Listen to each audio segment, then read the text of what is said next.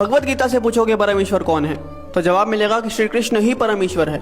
और वहाँ आपको संत सूरदास जी, मीराबाई जैसे महान संत मिलेंगे जिन्होंने कृष्ण भक्ति में उस परम तत्व को प्राप्त कर लिया। आप शिव पुराण से पूछोगे कि परमेश्वर कौन है, तो जवाब मिलेगा कि शिव ही परम तत्व है। और वहाँ आपको ऋषि मार्कंडेय जैसे महान ऋषि योगी ज्ञानी मिलेंगे जो कि परम शिव भक्त हैं। कुरान कहती है कि खुदा सबसे बड़ा है। और वहाँ आपको फरीद जी जैसे महान सूफी संत मिलेंगे जिन्होंने अल्लाह अल्लाह की धुन से उस परम तत्व को प्राप्त कर लिया। और गुरबानी भी आपको एक ओंकार का उपदेश देती है। तो सवाल है कि इनमें से सही कौन है और गलत कौन है, और जवाब है कि इनमें से सही तो सारे हैं, लेकिन गलत वो इंसान है जो इनमें से किसी एक पथ पे चलते हुए बाकियों का अनादर करता है, अपमान करता है। इसीलिए कबीर जी ने कहा था कि कबीरा कुआं एक है, यानी कि वो जो परमात्मा है वो एक विशाल कुएं की तरह है और पानी भरे अनेक, यानी कि हम और आप अलग अलग नामों से, अलग अलग स्वरूपों से उस भगवान को पुकारते हैं। लेकिन आगे कबीर जी कहते हैं कि भांडे ही में भेद है और पानी सब में एक। मतलब जो भांडा है यानी कि हम, भेद तो यहाँ पे है, क्योंकि आप इंसान को तो अलग कर सकते हो लेकिन भगवान को कभी बांटा नहीं जा सकता। अब प्याला चाहे सोने का हो या पीतल का,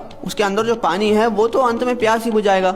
लेकिन अगर हम इस बात पे लड़ने लग जाए कि किसका प्याला ज्यादा बेहतर है, तो ना हम पानी पी पाएंगे और ना ही अपनी प्यास बुझा पाएंगे। जैसे दुनिया में हर जगह पे अलग अलग भोजन खाया जाता है, लेकिन हम कभी भी किसी और से जाकर इस बात पे तो नहीं लड़ते कि आप हमारी तरह भोजन क्यों नहीं करते, क्योंकि हमें पता है कि चाहे भोजन अलग अलग है लेकिन उसकी भूख और हमारी भूख एक जैसी है।